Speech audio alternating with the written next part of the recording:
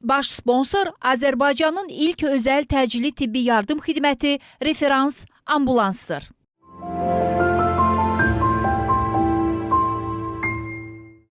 Hər vaxtınız xeyir, Real TV-nin efirini baş həkim verilişi davam etdirir. Bugün milyonlarla insanın həyat tərzi olan şəkərli diabetdən danışacağıq. Amma bu dəfə klassik müalicə üsullarından yox, tibbin ən son nailiyyətləri olan ağıllı texnologiyalardan bəhs edəcəyik. Barmağı deşmədən şəkəri necə ölçmək olar? Süni mədaltı vəzi artıq xəyal deyilmi? Studiyamızın qonağı Referans Endokrin və Cərrahi Mərkəzinin baş həkimi, endokrinoloq, tibb üzrə fəlsəfə doktoru Nərmin İsmayılovadır və biz Nərmin xanımla diabeti müalicəsindəki texnoloji inqilabı müzakirə edəcəyik. Xoş gördük Nərmin xanım. Sağ olun, təşəkkür edirəm. Bir daha sizi bizim studiyamızda görməkdən məmnunluq hissi keçiririk və biz bu dəfə texnoloji yeniliklərdən danışacağıq və istərdim elə ondan başlayaq ki, texnoloji nailiyyətlər, bu inqilab məhz insulin, şəkərli diabetdən əziyyət çəkənlər üçün hansı rahatlıqları bəxş etdilər? Təşəkkür edirəm dəvətiniz üçün. Bildiyimiz kimi şəkərli diabetin müalicəsində ən əsas məqsədimiz nədir? Qan şəkərinin normada getməsi. Yəni, bütün həkimlərin çabaları, bütün aparılan tədqiqatlar, hamısı ancaq bir yerə yönəlir ki, qanda şəkəri normal səviyyədə saxlaya bilək. Həm aclıq, həm də toxluq şəkərləri normada saxlaya bilək. Və digər tərəfdən tip 1 diabetlilərdə müalicə üsulu yalnız intensiv insulin terapiyadır. Yəni, bütün uşaqlar, yəni 0 yaşdan olan uşaqlar olsun və yeniyetmələrdə əgər diabet varsa, bunlar böyük ölçüdə tip 1 diabet olur. Və bəzən də yaşlı insanlarda da bunu biz rast gəlirik. Lada tip diabet deyilən bir diabet növü var. Yəni, böyüklərdə, kiçiklərdə kimi gedən bir diabet növü. Və ya ikinci tip diabetli xəstələr var ki, intensiv insulin terapiyadadılar. Gündə 4 dəfə insulin inyeksiyası edirlər. Artıq tip inkişaf edib. Və pompa müalicəsi bugün çox əlçatan olmuşdur. Belə deyək, pompa müalicəsi illərdir var. Yəni, bizim Azərbaycanda qeydiyyatda olan uşaqlarımız var ki, 10 ildən artıqdır ki, amma az sayda uşaqlarımız pompa müalicəsindədirlər. Yəni, haradasa 120-yə yaxın uşaq pompa müalicəsindədir. Amma bugün tibbin inkişafı ilə Referans Endokrin və Cərrahi Mərkəzinin Texnologiyalar Mərkəzində artıq avtomatlaşdırılmış insulin yeridilmə sistemlərlə işləyən pompalar müalicəsinə biz başlamışıq. Bu nədir belə? Yəni, bilirik ki, tip 1 diabetdə gündəlik insulin inyeksiyaları olmalıdır. Həm bazal, həm bolus insulin inyeksiyaları olmalıdır. Təsəvvür edin ki, xəstə heç bir inyeksiya etmədən, yəni insulin bədəninə vurmadan o insulini həmin sistem avtomatlaşdırılmış şəkildə dəri altına yeridir. Bunlar çox maraqlı və ağıllı texnologiyadır və süni mədaltı vəz effekti verən bir müalicə növüdür. Necə? Balaca bir, çox kiçik ölçüdə bir belə deyək aparatdır.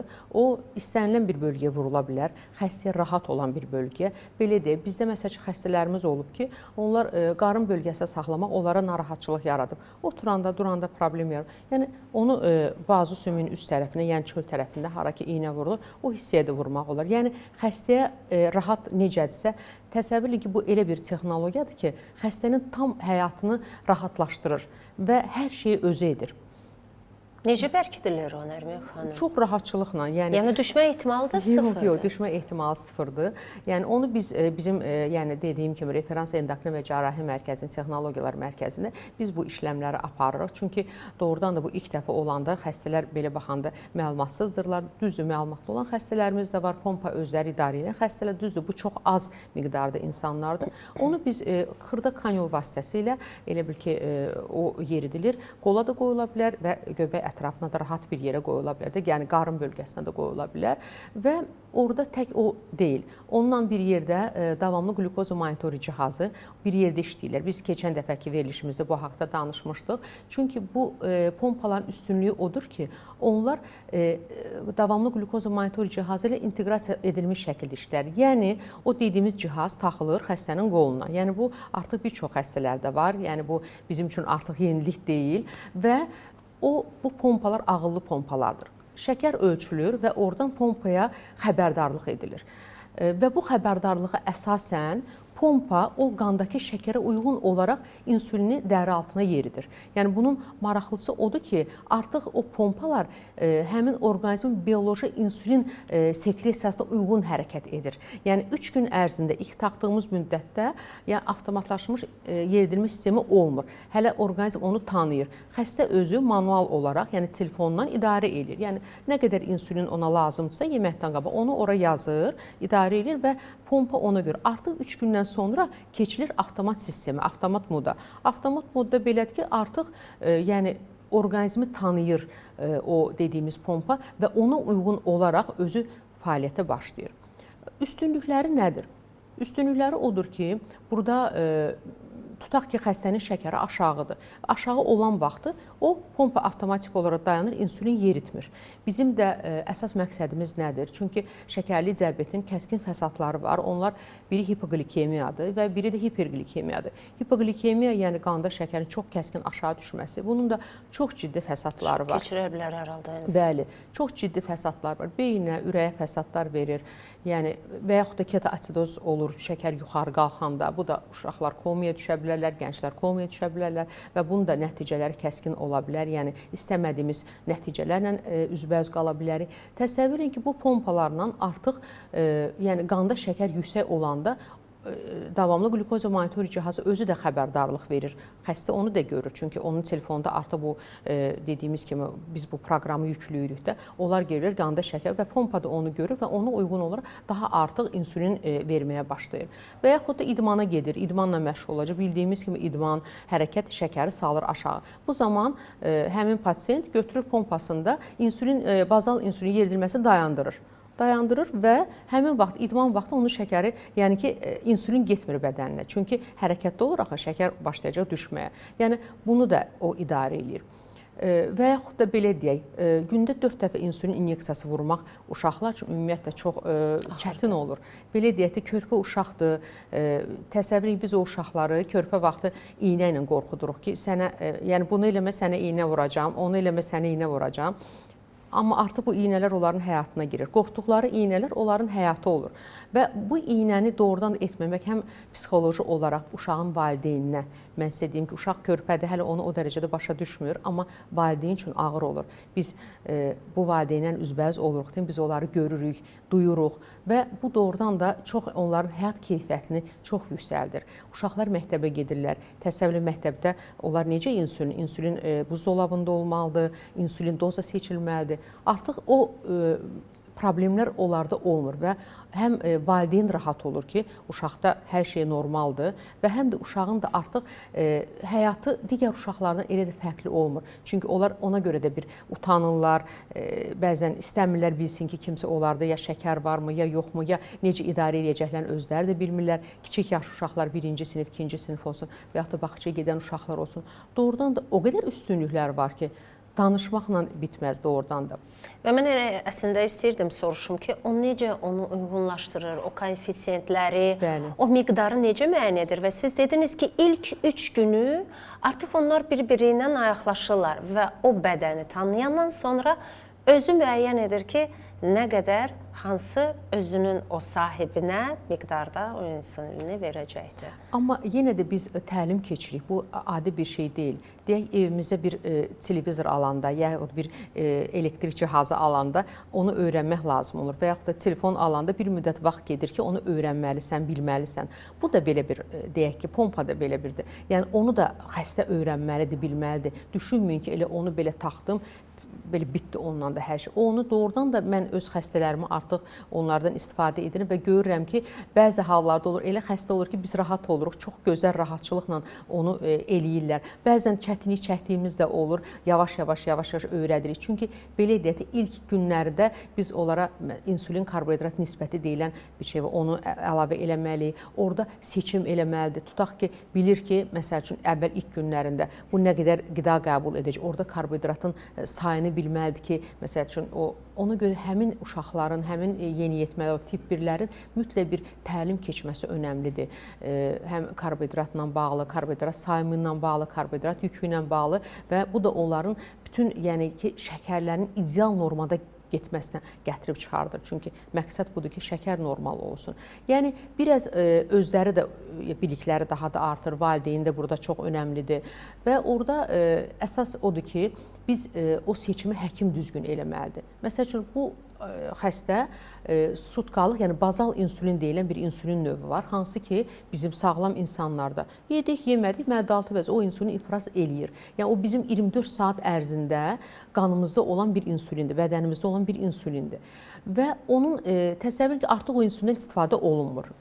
Bu insülin alınmır, xəstə almır bu insülin. Çünki o verdiyimiz qısa təsir insülin, hansı ki, indi başa salacağım, hara vurulur, onu da, o işi də görür. Və nə edirik? 24 saat ərzində o bazal insülin nə qədər yeridilməlidir bədəni, biz onun proqramını veririk. Tutaq ki, bu xəstənin gecə saatlarında şəkərləri daha çox qalxır. Yəni nə zaman bu olur? Əsasən pubertat dövründə olanda, yəni ya postpubertat dövrlərdə hormonların aktiv olan vaxtı gecə saatlarında, səhərə yaxın 4-5, yəni somatotrop hormon nəticəsində, onun ifrazı, qlukaqonun nəticəsində İnsanın yatdığı momentdə. Bəli, başlayır hormonlar qalxmağa və bu zaman insülin, onlar insülin əleyhinə olan hormonlardır. Onlar insülin azaldan hormonlardır və biz o vaxtlarda əgər xəstənin şəkərləri daha yüksək gedirsə, o gecə saatlarındakı o bazal insülin dozasını daha çox veririk. Çünki orada 24 saatın biz seçirik də, yəni 24 saat ərzində tutaq ki, bu xəstəyə 20 vahid insülin gelir. Bu 20 vahidi bölürük. Yəni gecə saatlarını biraz artıq veririk.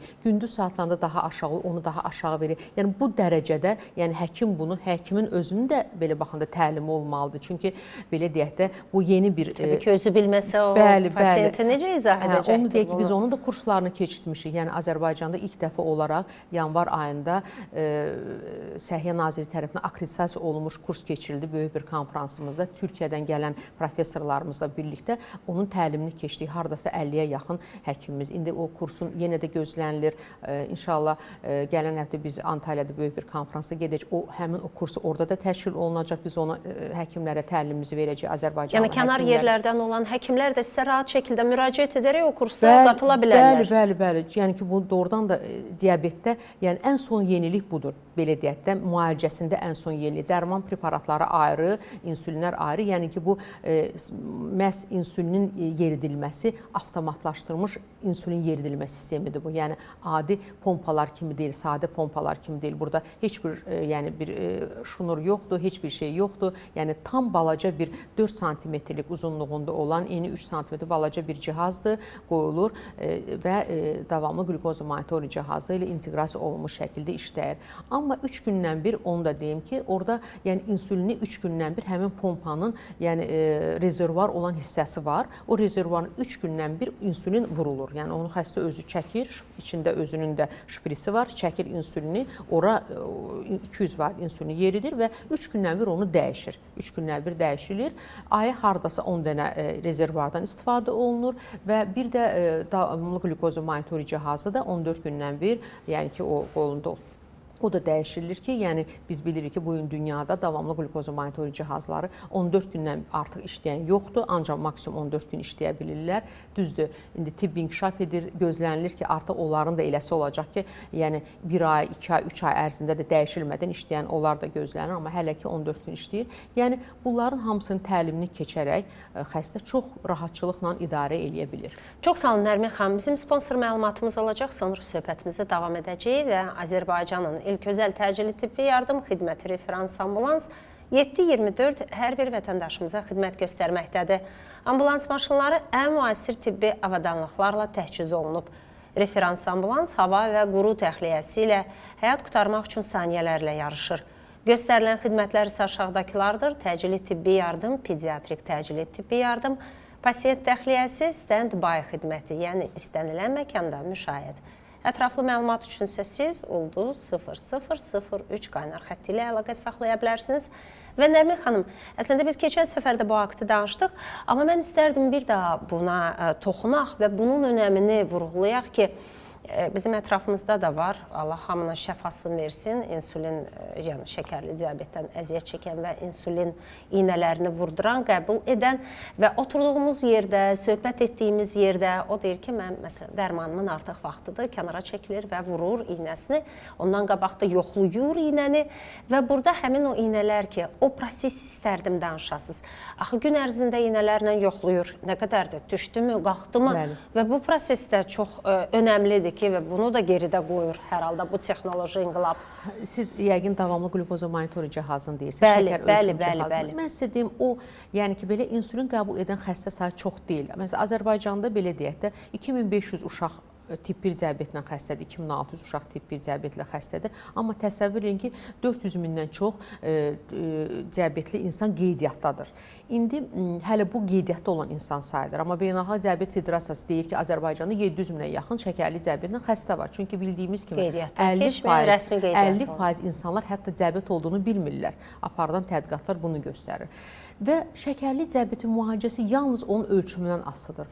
Tutaq ki, mən səhər dururam, şəkərimi ölçmədən necə bilə bilərəm ki, mən nə qəbul edim, nə qədər qəbul edim? Bəlkə mənim artıq şəkərim aşağıdır, mən daha az insulin vurmalıyım. Mənə heç vuracağım insulin də çox lazım deyil. Çünki insulin artıq vurulması hipoglikemiya gətirib çıxardır.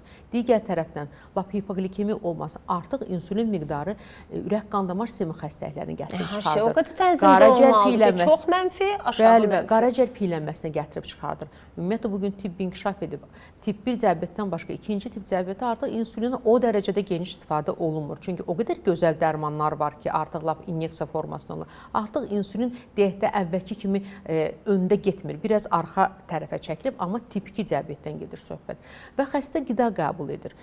Biz onlara sübut edə bilmirik. Bəzən ki, siz biləsiniz ki, qarabaşaq belə sizin şəkərinizi qaldırır. Bu karbohidratdır. Yəni, amma artıq o davamlı glukoza monitorinq cihazı istifadə edən xəstələr bilirlər ki, hansı qidalar onların şəkərləri nə dərəcədə qaldırır. Və o qədər sevincək olaraq bizə deyirlər ki, ay doktor, bu nə gözəl bir şeydir. Mən bilirəm artıq ki, o qədər gözəl idarə eləyirlər. Çünki bunlar görürlər də şəkər yüksəkdir. Nə qədər olmasa insan şuurlu bir insandır. Əgər mənim şəkərim yuxarısa, niyə görə mən yenə də şəkər qaldıran bir şey qəbul eləməliyəm? Hətta bunlar buna bir möcüzə kimi də baxırlar ki, bizə geri dönüşlər olur da xəstələrdən deyir, doktor, bu möcüzə bir şeydir. Bu məni necə, yəni ki, öz normama salıb. Mən artıq bilirəm ki, nədən, nə qədər, necə istifadə etməliyim. Və biz bu cihazlarla xəstələrin artıq dərman verilməsini belə azaltmışıq. Yəni, çünki xəstə özünə nəzarəti ilə, düzgün qidalanmasını artıq bilir ki, mən bu tərəvəzi yeyəndə mənim şəkərim daha çox olur, daha aşağı düşür. Və mənə deyirlər, ay doktor, getdim, gəzdim, elə şəkərim düşdü aşağı ki, yəni ki, biz ayrı vaxt onlara başa sala bilmirik ki, hərəkət özü önəmli halda şəkəri salır aşağı. Çünki enerji sərf olunur. Artıq şəkər artıq enerji deməkdir.